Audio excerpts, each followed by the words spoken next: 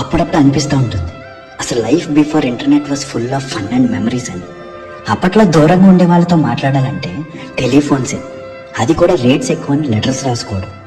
ఆ లెటర్స్ కోసం వెయిట్ చేయడంలో ఒక ఆనందం ఉండేది. బర్త్డే విషెస్ అంటే గ్రీటింగ్ కార్డ్స్ పంపించుకోవడం.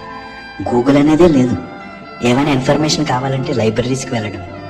సాంగ్స్ వినాలంటే రేడియో, వాక్మెన్, టేప్ రికార్డర్. చూడాలంటే చిత్రలహరి, సరాగాలు.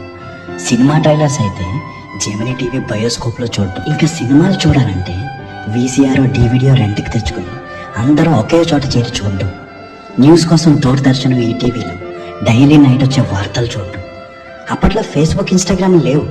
పిక్స్ దాచుకోవాలంటే ఫోటో ఆల్బమ్స్లో జాగ్రత్తగా పెట్టుకోవడం. స్కూల్ అయిపోయాక పిల్లలంతా దొంగ పోలీస్, అష్టాచమ్మ, వైకుంఠపాలి, ఇలా ఎన్నో ఆటలు. అంతా కూర్చుని ఫేస్ టు ఫేస్ మనసారా మాట్లాడుకునేవాడు. ఒక బాండింగ్ ఉండేది అందరితో. కరెంటు పోతే డాబా మీద పడుకుని కబుర్లు. చుట్టుపక్కల ఫ్యామిలీస్, రిలేటివ్స్ అంతా కలిసి గార్డెన్ పార్టీస్కి వెళ్ళడం. అసలు గూగుల్ మ్యాప్స్ అనేదే లేకుండా అంతంత దూరం ఎలా ట్రావెల్ చేసేవాళ్ళు.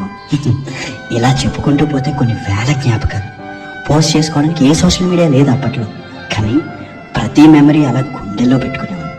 ఒక్కోసారి ఆలోచిస్తే అనిపిస్తుంది, we had beautiful time and peace before the internet అని. ఏమంటారు? ఉంటా అండి. ఇట్లు మీరు అలింగి మోయ.